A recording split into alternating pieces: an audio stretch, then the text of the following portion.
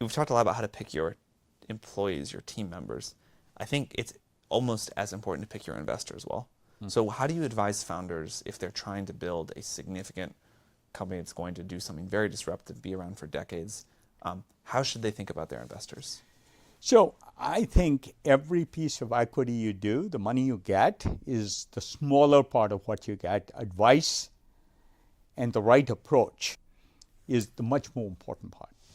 A simple thing. There's investors who are happy with 3 times their money, in fact, want to sell as soon as they can and make 3x, 4x, and people who care about your vision.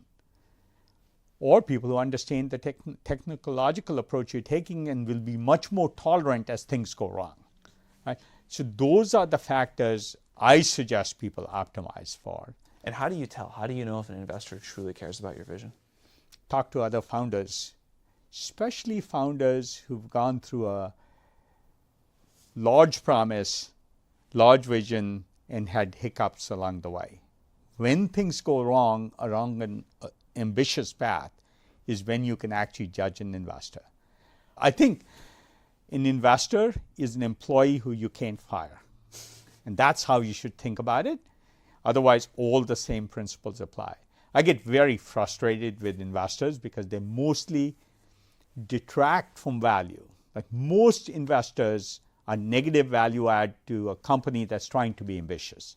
If they're just trying to get to liquidity as soon as possible, then there's plenty of investors who do that well. Have you had founders who come pitch you and you say that's too ambitious? I've never had that happen. I have had the following conversation. That's ambitious. That's awesome. Build the team for it. Now, what is step 1, 2, and 3? And let's be thoughtful about how you discover the risks on the path to the vision. Because frankly, achieving a large vision is first about discovering what's hard, what the problems are, what else influences success along that path. Once you've found the problem, and which you can only discover by doing things, then you can.